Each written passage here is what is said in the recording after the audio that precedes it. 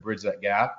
And then we can get to the point where we don't have to play 100%, A plus plus game. We can play B plus games and grind it out, and Yeah. hopefully, pull off some upsets.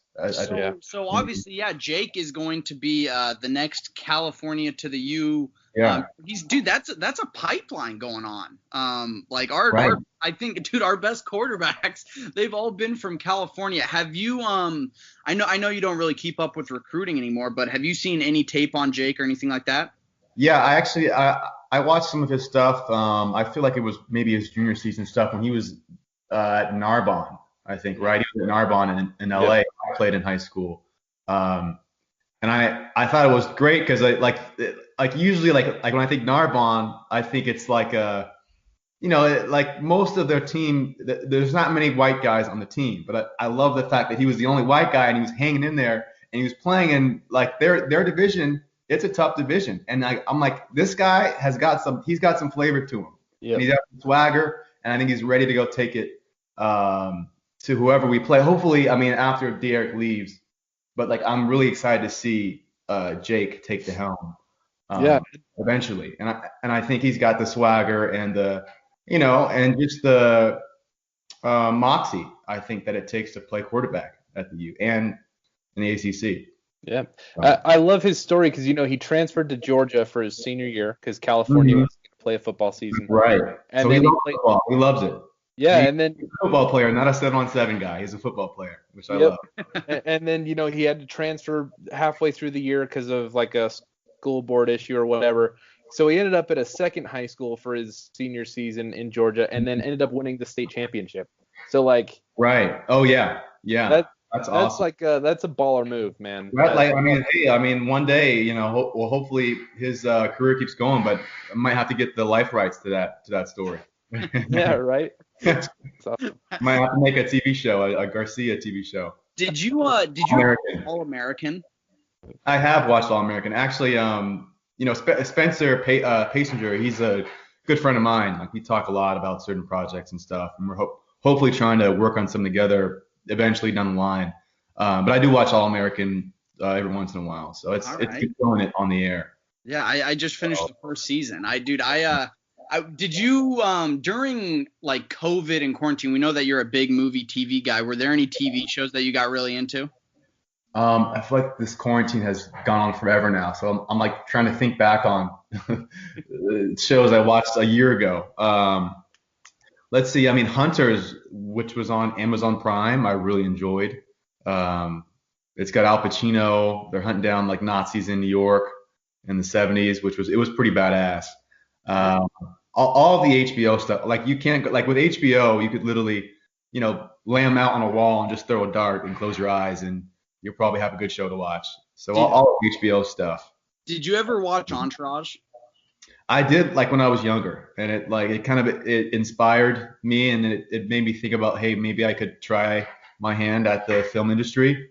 But I haven't watched in recent years. Really, I haven't kept up, but that's a good one. Well, so I actually have a question for you. Have you ever thought about like getting into the sports media world, whether it be broadcasting or even like maybe like sports management, like agents or anything like that? Yeah, I mean, I've definitely, I've thought about it, and I've had opportunities in the past. I've had, whether it be, sports media. I've had what do you call them? Like commentator agents, reach out to me, and I've talked to a few companies about, possibly doing some stuff. But if I were to get involved in sports, I'd want to probably more so be on the narrative side and maybe on the documentary side of things, so I could make my storytelling air about me, if that makes sense. But but I have considered it. It's just I don't know. I just spent so many years saturated with sports. It's just like, let me relax for a moment. I get you. I get you. So I guess my next question, kind of piggybacking off of that, is 10 years from now, if you can envision yourself 10 years from now doing anything you want. So let's, there's no barriers in the way. What do you see yourself doing? Because you're a guy with a ton of options, right?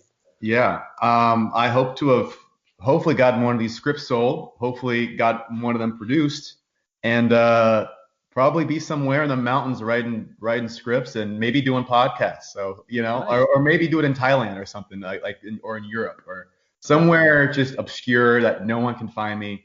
I can throw away my phone and Marsh can hit me up and I'll respond like a month later and say, yeah, I'll do podcast. Yeah. Dude, that's honestly like my dream with this thing too, is like I would love to build some residual income, and then like I have it priced out how much money I'd need to make to live in Indonesia on the beach somewhere. Right. So it's just that's filed away in my dream folder. So I feel you there, man. You should have got some GameStop stock and you could have been there right now. I know, right? Dude, well, crazy enough, like I wish it was me, but my dad bought like $600 of Dogecoin like 4 years ago, dude, when it was like a quarter of a penny. Yeah. So I mean, he's living large right now. He's feeling pretty good about himself. Balling right now. Yeah. So some I actually respect is that you're not huge on social media, and I wasn't around for your playing days as much, but it seemed that you got to Miami because you and I are the same age. You got to Miami right when I'd say right when Instagram and Twitter really started to hit its peak. Yeah.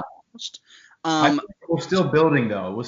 We were in the precursor era. Yeah, for sure. Yeah. I mean, did you like social media with players is a big thing? Do you think that like what are your opinions on that? And it's I think it's very important how an athlete carries himself on social media. How big of a role do you think that has for an athlete, good or bad? Right. I mean, I think there has to. I mean, I think it's changed a lot of dynamics for athletes. I think it's given a lot of athletes a voice, which was never heard. Like when I was coming up, it was always, hey, you're just one of the like you're part of the team. You're one of many. You're not an individual. This isn't basketball. Just shut up and play quarterback. Which I enjoy that it's actually allowed athletes to show their personality, and hopefully, with all this new legislation going on and the NCAA, guys can capitalize off of it. But at the same time, I think there has to be a middle ground because I'm obviously from the older generation, technically, I guess, even though I'm 25. But I also think it can't be a distraction. And I think when you're playing, I think people have to really evaluate what they're playing for. And it's like if you're playing just to get, just to land on the travel team and get pics and warm-ups that you can post on Instagram of you in your jersey, or if you're just playing to get, highlights to post after, then it's like you should really question what you're doing. But I think it's just like all things, there has to be a middle ground in all of it. So having a player's perspective, if you heard about a coach, say a random coach in the NCAA banned social media during the season for his players. Like Clemson does every year, and all of a sudden, all their picks come out, and it's them holding trophies up at the end of the season. Like what do you think of that? I'd be all for it, honestly. I mean, like what I used to do when I was playing is certain weeks I would just go on airplane mode, like the whole week. I would just be on airplane mode, and say no one talk to me. Let me just watch film, because I'm one of those guys who I couldn't get away without watching film because I wasn't fast enough to scramble around and just make up stuff as I went. So I had to watch a lot of film. But I'd be all for it. Honestly. And I mean, it's been proven. I think maybe did Saban do that too, but Clemson I know does it. But I think it works. It keeps guys focused, and it's like, why are you here? Like you aren't here to post pictures or do the TikTok. Like you aren't here to be a TikToker. You're here to practice. You're here to learn. You're here to play well. You're here to win games. So yeah, I'd be all for it. But I'm also, I guess, old school now, which is crazy. Well, I wish you could tell our current team that. Really? I just know that, and I think this is a problem with a lot of schools, and I think it's different, like especially like in a city like Miami, where I guess the fame is maybe a little bit sometimes more important. But no, it just seems that like even when we lose, like players go to Twitter or something like that, and come on. Yeah, my thing used to be my only rule that I had was if I lose and if I have a bad game, there's no pictures getting posted after. Because I know well, at least I knew I'd get ripped apart. So I'm not posting. I mean, that takes a lot of balls, a lot of cojones to do that. That was my rule, is I would just, you know what, I am shutting up. I'm on airplane mode for the next week, and I'm going to make up for it next week. And if I have a good game next week, okay, I'll post a cool pic. Or if the team win, I'll post a cool tweet about it. But if I lose, you won't hear from me. You won't even get a text back from me for a while. So. Well, I mean, so obviously, you started your very first game at Miami. Right. You were a QB1 right from the start. Walking around campus or, the city of Miami, Coral Gables, did that attention ever just get annoying? Yeah, I mean, at times there'd be, I'd be sitting down at Chipotle with a mouthful of, chicken or carne asada, and someone would come up and ask me for a picture mid-bite, which that part was annoying. But I mean, overall, it was, I don't know, it was just a humbling experience. I enjoyed it. I never felt like it was, didn't get in the way of much. It's just like something you kind of have to embrace. Like you can't really, like you're a 6'3.5", half Jewish, half black man in the middle of a Miami campus, and you play quarterback. Like you can't really hide from people, so you kind of just have to embrace it. Which, I mean, it's fun, and I still, I mean, it's kind of calmed down now since every time I go to Miami, I'm wearing a mask because we all should wear masks, I guess now. So I don't really get noticed as much, but maybe that'll change after the pandemic. So. Okay. How often, because I know that you have your place down here. How often are you down in Miami, would you say? Well, since USC is all on Zoom and the film industry has now shifted to Zoom, I try to get down there as much as possible. My girlfriend's in Florida still, so I try to get out there every so often. So I've spent a couple months out there.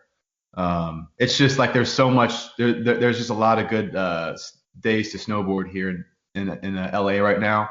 So that's kind of why I've extended my stay. Well, and you can't surf in Miami either. Can't really surf. I mean, there are a few beaches, I guess, but I guess surfing in Miami is more so a once in a blue moon / hey, we got a hurricane out in the Atlantic, let's surf some crazy waves. But yeah, it's not as prominent, I guess. And I know the first time we talked, I think I asked you what your go-to beach in California to surf is. What was that? I want to say I probably said Broad Beach. I might have said Zuma, but Broad Beach in Malibu is it's a nice calm vibe that you can just catch, some white water and just take it into the shore. Malibu is, Malibu is just, that's where Nobu is, right? That is where Nobu is, although I haven't had much sushi lately, but I'd love to go there sometime soon if you guys are ever in town. So, that's where, if I ever want to feel like kind of cool, I go to Nobu. Right. If you want to feel like Drake or Elon Musk. Exactly. Right. Hey, so Brad, you brought up the film industry going to Zoom. Mm-hmm. I'm very interested to hear what's the state of the film industry right now? Yeah. Like what are you guys doing? Because we talked about it a little bit last time we visited, and that was early pandemic. Mm-hmm. But now we are deep in this thing, right? And then we're just kind of figuring out, how to stay afloat, I guess. So. Right. Well, it seemed like there was a log jam for a hot minute. There was a lot of just unknowns in the film industry, but now it seems like with the COVID protocols, a lot of stuff is moving forward. Mm-hmm. But there's obviously I think it's going to change a lot of things forever. So I think, it might be different on the television side, but at least features, the cinema, the movie side of things, I think it's going to allow a lot of people to now function in different states, or writers and producers can be in Florida, or they can be in New York or Georgia and still operate under the status quo. Like my first major, movie pitch I did, I pitched a remake to I'm not going to name the studio because it's kind of under wraps right now, but I pitched a remake and it was all over Zoom, and it was nice because I could just read it right off my screen. I sounded very articulate. I sounded very quippy and snappy, and I felt good about it. But yeah, stuff like that was unheard of 10 years ago.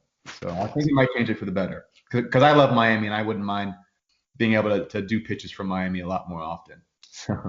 So when you're done with USC, could you realistically see yourself coming back to Miami, or are you more of an LA kind of guy? That's a really